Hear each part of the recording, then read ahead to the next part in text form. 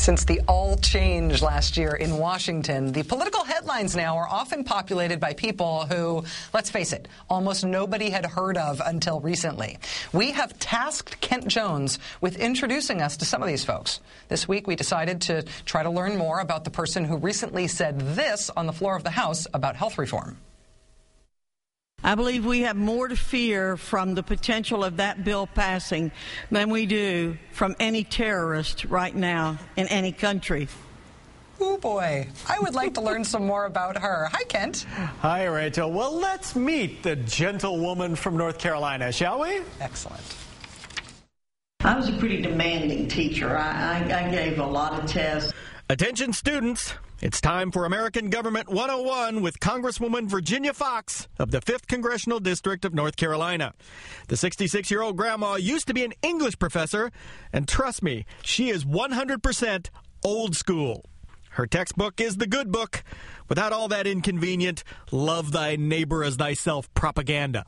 We're challenged by Jesus to look after people as individuals, not as a government. Foxx takes the whole government not looking after people thing seriously, like the Matthew Shepard hate crimes bill.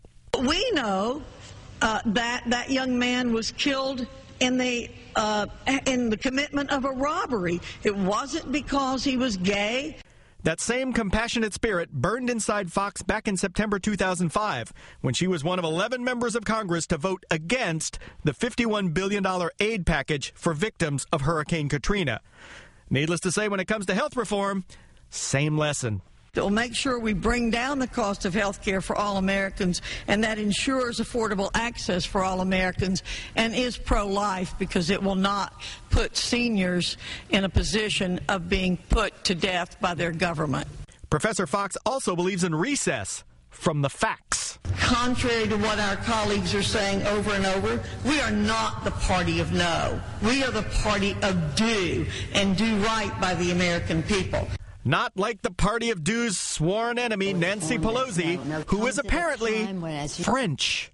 When the people of France were starving, they went to the Queen and said, the people have no bread. The Queen's answer was, let them eat cake. That is not the kind of answer we expect from the leader of the People's House in the United States of America. Plus, the Democrat Party acts like they won an election or something.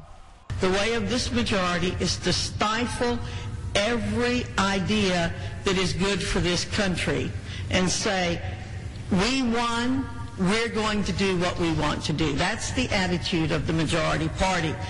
Blame it all on Barack Obama, who twists the language to further his own nefarious agenda.